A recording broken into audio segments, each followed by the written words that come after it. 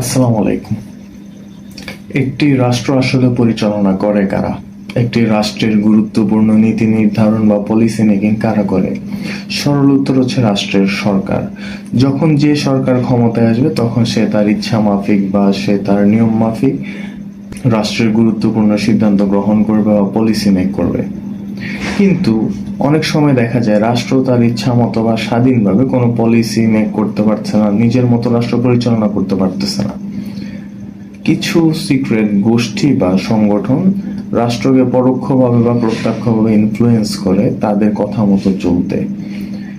এই গোষ্ঠী অথবা সংগঠনগুলো রাষ্ট্রকে এভাবে ইনফ্লুয়েন্স করে যাতে রাষ্ট্র তাদের কথা মতো রাষ্ট্রের নীতি বা পররাষ্ট্র নীতি ইত্যাদি মেনে চলতে থাকে। এবং এই গোষ্ঠীগুলো আসলে আক্ষরিক অর্থে রাষ্ট্রের কোনো গভর্নিং পার্ট না, কিন্তু রাষ্ট্র তাদেরকে এড়িয়ে চলতে পারে না। এই সিক্রেট গোষ্ঠী বা সংগঠনগুলাই হচ্ছে ডিপ স্টেট। এখন ডিপ স্টেট আসলে কারা থাকে? ডিপ স্টেট বলতে কোনো রাষ্ট্রের জাতীয় নিরাপত্তা, মিলিটারি, হাইকোর্ট, আমলাতান্ত্রিক বা পররাষ্ট্রের বা বড় কূটনৈতিক তাদের দ্বারা গঠিত একটি সংগঠন বা হচ্ছে একটা গোষ্ঠী থাকে যারা রাষ্ট্রের সরকারকে বিভিন্নভাবে ইনফ্লুয়েন্স করে কোন একটি নির্দিষ্ট স্বার্থকে সামনে রেখে।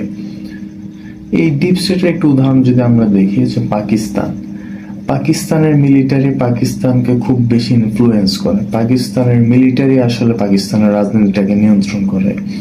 এর একটি রিসেন্ট যদি আমরা একটু উদাহরণ দেখি, 2022 সালে তৎকালীন পাকিস্তানের প্রধানমন্ত্রী ইমরান খানকে ক্ষমতাচ্যুত করার জন্য যে অনাস্থা ভোট হয়েছিল পাকিস্তানের পার্লামেন্টে, সে অনাস্থা ভোট উত্থাপন করেছিলেন তৎকালীন পাকিস্তানের সেনাবাহিনীর জেনারেল।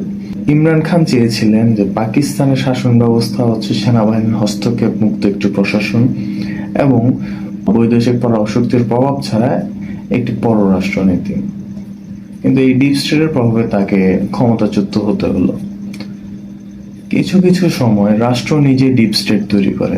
যখন কোনো রাষ্ট্র একনায়কতন্ত্র বা স্বৈরতন্ত্রে চলে তখন রাষ্ট্র নিজে একটি ডিপ স্টেট গঠন করে রাষ্ট্রের বিরোধী বা সরকার বিরোধী আন্দোলন বা বিক্ষোভ দমন করার জন্য। আবার বিভিন্ন পরাশক্তিরা কিন্তু বিভিন্ন রাষ্ট্রে তাদের ডিপ স্টেট গঠন করে দেয়। যখন তাদের পছন্দ মতো কোনো সরকার ক্ষমতায় থাকে না, তারা ডিপ স্টেটের মাধ্যমে কোনো একটি রাষ্ট্রে বিশৃঙ্খলা সৃষ্টি করে এবং তাদের পছন্দ মতো সরকার সেখানে বসায়। এইভাবে এই ডিপ স্টেট মেকানিজমটা ওয়ার্ক করে। Thank you.